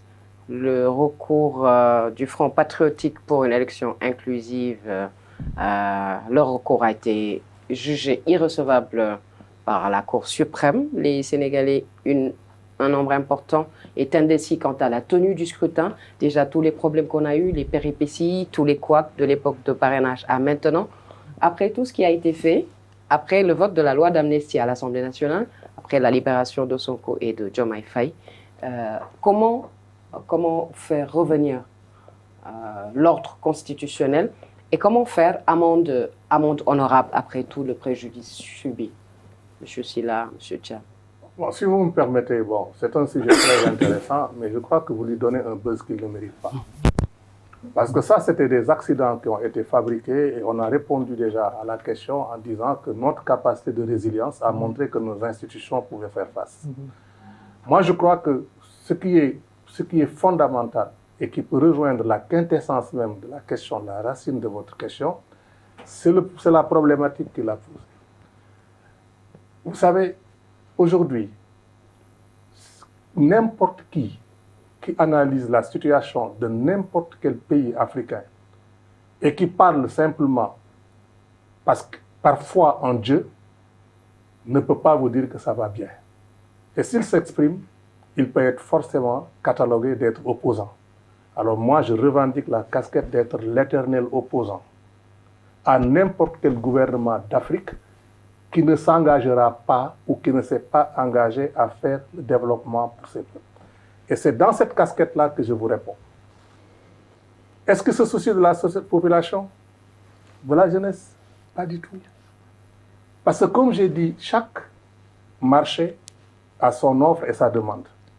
Ici, l'offre politique, vous n'avez pas besoin de démontrer aux gens que vous allez créer 100 millions d'emplois pour dégager vos vis-à-vis. Il suffit simplement de montrer qu'ils sont médiocres et qu'ils ont fait dans la gabegie. Ça suffit. Alors pourquoi voulez-vous à ce moment, dans un tel contexte, qu'ils fassent des concours de beauté, de programmes et tout? Parce que les autres ne les écoutent même pas, parce que leur clientèle est tellement dégoûtée de chaque gouvernement qui passe qu'il faut simplement leur dire ce qui les mobilise pour les virer. Et ça, justement, madame, pour répondre à votre question, machin, justement, ça, c'est l'éternel recommencement. Je vous pose une question. Pour vous donner un exemple de la manière dont les gouvernements n'ont pas de stratégie souvent, mais ils ont les réflexes ou les instincts de leurs intérêts. C'est quand les examens universitaires au Sénégal? Le lendemain du scrutin. Le 25. Le lendemain du scrutin présidentiel. Le 24. La veille. Est-ce qu'un gouvernement qui a envie que les gens exercent leur devoir citoyen va les mettre dans une situation de stress où ils vont être obligés de choisir entre aller faire des examens ou bien aller voter? Si vous répondez à cette question, vous avez la réponse à votre propre question. Parce que ça veut dire que peut-être l'intérêt pour des gens qui ont fait ça, c'est de ne pas avoir les gens à aller voter. Parce que nous sommes dans une logique d'exclusion.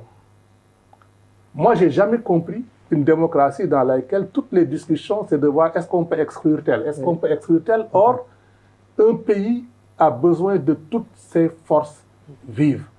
Mais ça veut dire que dans ce pays, on boit l'eau par le nez. Et ce n'est pas le seul pays. Donc, fondamentalement, moi, je vous mets un défi. Et je le dis ici. Celui qui sera élu dans ce pays, espère dans la paix, je prends l'engagement qu'il me dise, Pape, je suis un politicien. J'ai été élu parce que j'ai fait des promesses, mais qui peut m'aider à tenir ça? Qu'est-ce que vous pouvez me proposer? Est-ce que vous pouvez réunir une expertise pour pouvoir monter ce genre de programme? Et je vous dis tout de suite, mon gouvernement est fauché, donc je ne peux pas mettre tout dedans. Trouvez-moi des solutions intelligentes. Moi, docteur Pape Demba Thiam, je dis, je règle ce problème dans au moins 3 ou 4 secteurs. Je vous donne déjà un exemple. Maktar a parlé aujourd'hui de l'utilisation des artisans. Vous savez que nous avons les gens les plus doués. J'ai fait une émission à Walf, Petit Déjeuner sur la mode, où je leur ai expliqué comment j'organisais partout où j'allais, par exemple, des designers, des couturiers et tout, à créer des modern outfits. Mais imaginez-vous, moi j'avais un projet que j'avais soumis au président de la République qui s'appelle Sentech City. C'est le technopôle des industries créatives et des technologies de l'information du Sénégal, où j'avais voulu prendre un espace dans lequel tous les métiers qui sont liés à la créativité sont représentés comme des pôles. Par exemple, que ce soit la musique, la sculpture, la peinture, les designs et tout, vous avez des quartiers. Et ces quartiers-là, c'est quoi la spécificité? C'est-à-dire, vous prenez par exemple, pour créer une grappe autour de ça, vous avez des utilisations d'instruments communs, des centres de services communs. Et chaque fois, vous faites un partenariat stratégique, multidimensionnel, différencié avec quelqu'un qui investit là-dedans. Et on se retrouve carrément dans un lieu où vous arrivez à avoir des gens qui chacun... si vous avez 6 000 personnes là-bas, si chaque personne emploie 3 000 personnes, c'est 12 000 emplois permanents. Dans une truc où ce sont les gens qui sont clients des autres. Et tous les services d'appui sont là. Mais quand vous avez 12 000 personnes qui sont regroupées, 12 000 entrepreneurs, petits entrepreneurs, qui chacun emploie 3 personnes, ça fait 36 000 emplois. 36 000 emplois, si c'est une famille moyenne qui est nourrie pour 10 personnes, ça fait 360 000 personnes dans un lieu. À ce moment, vous faites tout de suite le développement, que ce soit au niveau, que ce soit les instruments de police, sanitaires, pharmacie, école et tout ce que vous voulez. Donc, ce que je veux vous démontrer comme ça, c'est cette vision-là qu'il faut traduire en stratégie. Les stratégies en programme, les programmes en projet, les projets en intervention. Et vous avez cette vue globale dont Makhtar parlait, et maintenant vous regardez quels sont les chaînons qui manquent. Et chacun de ces chaînons qui manquent est un défi. Ce défi, vous le transformez en investissement dans une opportunité. C'est ce que j'appelle les partenariats stratégiques publics-privés sur les chaînes de valeur. Moi, je l'ai expérimenté au Congo, où en 3-4 mois, on a ramené 150 000 familles dans les circuits de l'huile de palme. Vous savez ce que ça a coûté au gouvernement congolais? Le prix d'un décret, qui s'appelle le décret 49 de 2013, de mai 2013, 16 mai 2013, sur les partenariats que moi-même j'ai écrit, négocié, et qui m'a permis de transformer tous les importateurs d'huile de palme en industriels. Et là où il le faisait, il n'y avait par exemple pas de l'électricité. Le gouvernement n'avait pas les moyens. Moi, j'étais cluster coordinator de la Banque mondiale là-bas. J'avais un programme dans lequel je pouvais faire des investissements ciblés pour souder les chaînes de valeur. Mais ce que j'ai fait en partenariat avec ce décret-là, c'est de permettre aux hommes d'affaires de pouvoir importer de l'huile de palme peut-être pendant encore 3 ans. On leur fait même des avantages pour qu'ils réinvestissent dans des usines. Mais là où il y a l'électricité à donner aux villageois, on leur demandait de donner l'électricité et on les paye en dégrèvement fiscal. Donc il y a de l'imagination, il y a de l'ingénierie technique et financière. Donc, mais il s'agit de le vouloir. Oui, si on veut fonctionner avec le même système, ça ne marchera pas. Au contraire, quand on va me voir débarquer, on fera tout pour m'emmerder pour que je quitte le pays. Monsieur Sylla, par exemple, dans ce changement d'approche que vous préconisez, quel doit être le rôle des médias en partant de votre expérience? Les médias au Sénégal, c'est un très très gros problème. Vous le savez, j'ai le privilège et l'honneur d'être le co-président du comité scientifique des assises des médias depuis près d'1 an et demi. Nous avons travaillé dessus, donc vraiment diagnostiquer la situation que vous connaissez, que nous connaissons tous. Il y a de la qualité, mais il y a également à boire et à manger. C'est un environnement qui aujourd'hui est tout à fait dérégulé. Il y a des choses qui se passent qui n'existent qu'au Sénégal. Vous ne pouvez pas avoir, dans une heure de télévision, 20-30 minutes de publicité. Ça n'existe qu'ici. Ainsi de suite, ainsi de suite. Il y a tellement de choses qui se font, etc. Il y a des problèmes de formation qui se posent, il y a des problèmes de précarité qui se posent, il y a des problèmes de viabilité économique. On ne peut pas avoir toutes ces chaînes-là sans un accompagnement conséquent. Ça peut être des partenariats publics-privés, etc., qui permettent effectivement... Parce que si vous voulez faire tout ce qu'on a dit, si vous voulez le faire, moi, je suis un adepte de ce qu'on appelle la politique audiovisuelle extérieure. Pour que les gens sachent quelles sont les possibilités d'investissement qu'il y a dans votre pays. Si vous voulez qu'il y ait plus de tourisme, que comme dans un pays comme le Maroc, où en 2 mois, entre janvier et février, vous avez plus de 2 millions de touristes qui sont venus. Si vous voulez atteindre ce niveau, il faut faire connaître votre pays. Il faut, avec des productions audiovisuelles, avec ce que vous faites, vous êtes la vitrine de la presse. Et c'est l'occasion d'ailleurs de saluer le travail remarquable que fait mon jeune frère votre directeur général. Il a métamorphosé cette boîte-là, il faut le reconnaître. Donc, on a besoin d'organes véritablement professionnels, dans un environnement régulé. On a besoin effectivement d'un accompagnement en termes de production. Aujourd'hui, ce que fait le Nigeria, quand Pape donne l'exemple de trucs qui se tiennent, vous prenez Nollywood. Nollywood, il y a à peu près 30 ans. Quand j'étais au Cameroun, il y a 20 et quelques années, en dehors du Nigeria et du Ghana, j'étais la seule chaîne qui achetait 300 films nigérians par an. En diffusant dans une chaîne d'ailleurs qui diffusait à l'époque en français et en anglais. Mais aujourd'hui, Nollywood, à l'époque, c'était près de 60 000 emplois. Sans aucun recours de quelque banque que ce soit. Et jusqu'à présent, c'est un système qui se tient de lui-même dans un vrai village. Ça veut dire que vous allez peut-être, je ne sais pas, dans les îles Salomon, vous allez, je ne sais pas, dans n'importe quelle localité du Sénégal, dans le Ferlo, ailleurs, vous créez vos propres décors, vous créez tout ce dont vous avez besoin. Aujourd'hui, Nollywood produit plus de 2000 films par an. Ils sont à la 2e position derrière les Indiens, Bollywood, devant Hollywood, avec des millions et des millions de dollars qui sont générés. Vous avez quelquefois des films nigérians qui sortent en une semaine, qui font $1 million sur le marché nigérian. Donc cela veut dire quoi? Il faut avoir une vision des médias. Qu'est-ce que nous voulons que les médias soient? Est-ce que c'est un outil d'accompagnement tout simplement? Moi je dis d'accord, certes, c'est un outil transversal, mais les médias c'est un secteur économique. Je les place dans ce que j'appelle les industries culturelles. L'artisanat et tout. L'artisanat, on peut faire le link. Nous avons besoin de tenue, nous avons besoin de décor. Le fait aujourd'hui que des gens à l'extérieur nous voient, demain il ne sera pas exclu qu'un Russe voit avec et veuille acheter nos vêtements. Il n'est pas exclu, effectivement, que quelqu'un voit, je ne sais pas, une montre ou je ne sais pas quoi, qui est made in Sénégal et qu'il l'achète, ou voit des chaussures made in Sénégal, ou un sac de dame, etc. Donc, ou des décors, ou de la peinture, les manufactures sénégalaises font des arts décoratifs, y participer. Yes. Mais tout cela, les médias ont un rôle fondamental à jouer en termes de fabricants de contenu.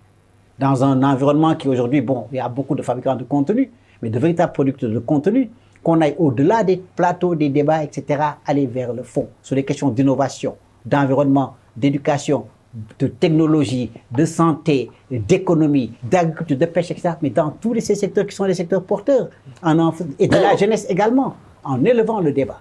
Mais tout cela suppose également qu'il faut, j'ai prôné lors de ces assises, de dire, si aujourd'hui on donnait 1% du budget national, dans tout ce que j'appelle, pas seulement les médias, mais les industries culturelles, 1%, et qu'on le fasse de manière pérenne, sur un cycle de 5 ans, le Sénégal peut se positionner comme l'un des plus grands producteurs audiovisuels du continent.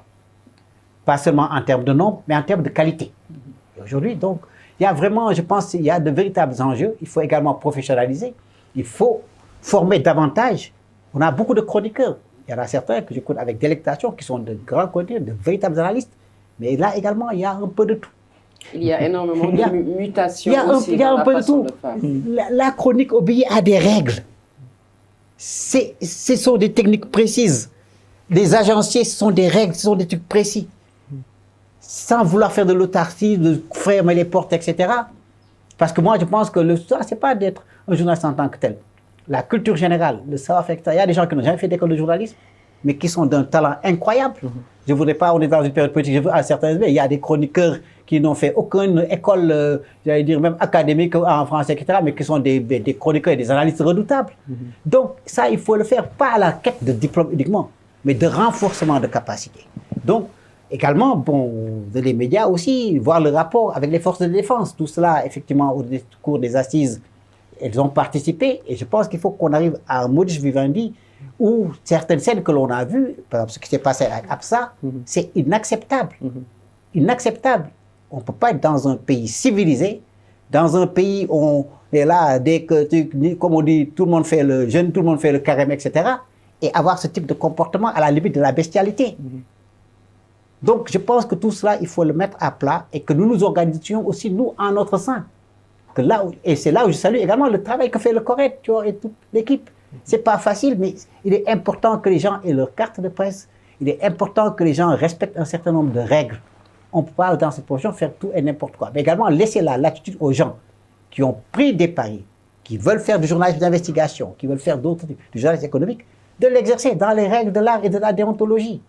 Donc, il faut, je pense qu'il faut vraiment que le Sénégal aille, moi, je crois fondamentalement aux opportunités de ce pays.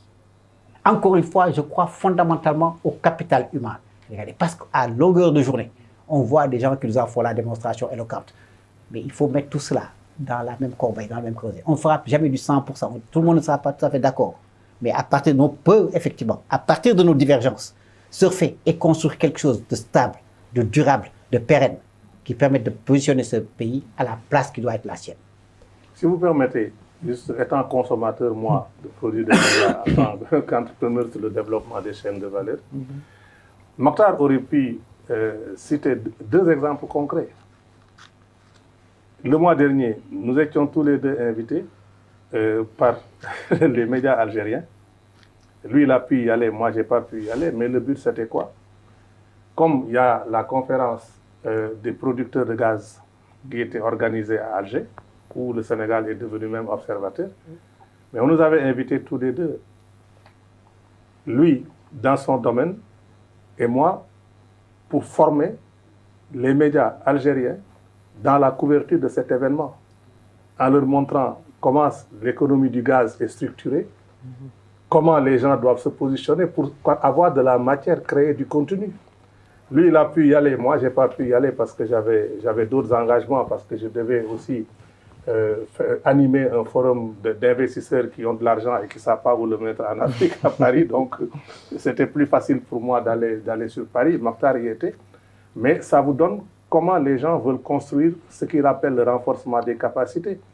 Et quand vous produisez ce genre de contenu informatique, enfin d'information, je ne sais pas si je peux dire informatique, c'est l'anglais qui me mélange les choses, informationnel, mais c'est un produit qui participe de la chaîne de valeur. Lorsque vous faites la promotion économique, vous vendez des opportunités et il est normal que vous soyez rémunéré. Donc, il faut que les médias aussi s'orientent dans ce cas. Le deuxième exemple que j'ai donné, où on a été tous les deux ensemble, c'était au mois de juin dernier au Maroc.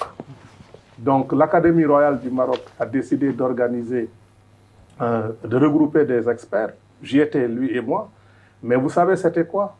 Sur une nouvelle industrie de la santé en Afrique. Et son rôle, il l'a tenu. Comme panéliste là-dedans, comme communicateur, moi aussi. Et il y avait qui là-bas? Il y avait tout un aéropage de personnes. Donc lui, il a tenu le rôle, c'était l'homme des médias qui était là. Parce que c'est une grappe dans laquelle chacun joue sa partition. Maintenant, tant qu'on ne construit pas ces grappes qui sont composées de chaînes de valeur convergentes dans l'espace et dans le temps, vous ne pouvez pas distribuer les rôles et partager de la valeur ajoutée. Et c'est pour ça qu'il faut repenser le modèle de la presse au service du développement.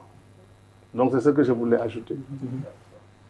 Voilà, au terme de l'émission, peut-être voir les perspectives que vous avez pour cette chère nation, le Sénégal au-delà de cette situation, notre avenir. Au moment où on parle aussi de pétrole et de gaz. Oui, pour le pétrole et le gaz, voilà. Bon, j'ai eu également l'honneur d'accompagner au niveau de la communication et du marketing, donc la structure qui s'en occupe ici au niveau du Sénégal. Les opportunités sont réelles. Bon, le pétrole et le gaz, bon, mais il ne faut pas que les gens croient que bon, on va venir, on va mettre comme dans des tasses de thé, etc. Bon, je blague à la limite. Mais ça doit être ce que j'appelle le catalyseur, le moteur du développement, qui permet d'alimenter tous les autres secteurs. Ce sont des ressources nouvelles. Également, au-delà du pétrole et du gaz, comme je l'ai dit, il est très important d'avoir une cartographie à temps réel, toujours updatée, de toutes les ressources que nous avons nationalement. Donc, je pense qu'également, ça vient avec son cortège, quelquefois, de problèmes. Il faut pas que ce soit, comment on dit, a curse, comme disent les enfants, une malédiction. Ça doit être un véritable atout, un véritable avantage qui permette effectivement de résoudre beaucoup d'autres problèmes dans d'autres secteurs et de donner de l'emploi aux jeunes, de donner de l'emploi aux femmes, dans un Sénégal apaisé, dans un Sénégal, c'est vrai, pluriel, où les gens peuvent avoir des divergences politiques et tout, mais dans le respect des institutions rénovées, repensées, avec peut-être des structures qui n'existent pas dans les schémas actuels. Au niveau des médias, peut-être une meilleure représentativité, des jeunes, une meilleure représentativité, des notables, des gens, des daras, etc., de ce qu'on appelle une meilleure représentativité. Au niveau du service économique, de tous ces gens qui sont des acteurs de développement au quotidien donc de ce pays-là. Et je pense que tout cela, mis en musique de manière harmonieuse, peut donner une symphonie tout à fait appréciée et appréciable. Oui. Alors, parlons pétrole et gaz. J'ai toujours envie, bon, comme on dit, cabri mort n'a pas peur de couteau. Donc, moi, je suis déjà un cabri mort, donc je n'ai pas peur d'un deuxième couteau. Mais parlons de pétrole et de gaz au Sénégal. Quand Mouhamadou Mokhtar Cissé, qui est actuel ministre de l'Intérieur, était ministre du pétrole et du gaz, il m'avait invité d'abord à donner un séminaire de formation à son cabinet, et ensuite, le 2 juillet 2019, au centre de conférence Abdou Diouf, sous la présidence du chef de l'État, j'ai présenté le modèle d'économie intégrée de grappes et de chaînes de valeur autour du pétrole et du gaz. Je crois que beaucoup de gens s'en souviennent. Toute la nation sénégalaise l'a entendu. Le secteur privé m'a sauté au cou et tout. Mais il ne s'est plus rien passé. Donc les solutions, nous les avons. Moi, je n'ai que... Bon, ce n'est plus un dribble finalement, c'est plusieurs crochets. C'est construire des chaînes de valeur sur nos ressources. Y mettre des chaînes logistiques et développer toute une économie intégrée, auto-centrée autour de ça. Parce qu'une économie devient auto-centrée lorsque la densité des flux économiques internes est supérieure à la densité des flux externes. Et ça peut se faire. Mais encore une fois, je crois qu'on va laisser le temps à ceux qui souhaitent d'être élus de l'être. Mais comme je l'ai dit dans mon dernier post là-dessus, qui que ce soit, il n'aura pas un seul jour d'état de grâce. Parce que les promesses sont importantes. La résilience de nos institutions qui a été démontrée est une promesse d'opportunité. Et on n'attendra pas l'autopsie pour dire qu'il avait raison, parce qu'on va empêcher la mort de notre économie. Alors, merci à nos invités, Mactar Sylla, PDG du groupe Label Plus, Pape Demba Thiam, économiste, et également sénégalais et africain, citoyen du monde, disons. Merci à vous, chers confrères, Abdou Kogne-Sall et Amadou Ba, de l'agence de presse sénégalaise. Merci à vous, chers confrères. Merci de nous avoir reçus. Merci d'être venus tous et je pense que ce type d'initiative, il faudra absolument qu'on la pérennise, que nous allions vraiment sur les débats de fond qui interpellent notre pays et nous devrons jouer notre rôle. Nous sommes des médias qu'on est trop sérieux, mais comme dit Vaf, restons très sérieux, quoi, voilà, et puis avançons. On peut faire des choses sérieuses sans se prendre au sérieux. N'est-ce pas? Et je crois que pour une fois, ça va éduquer les gens que nous sommes que des êtres au service de nos populations. Merci à vos téléspectateurs, téléspectatrices et à très bientôt dans un numéro de votre émission L'Entretien. Au revoir. Merci.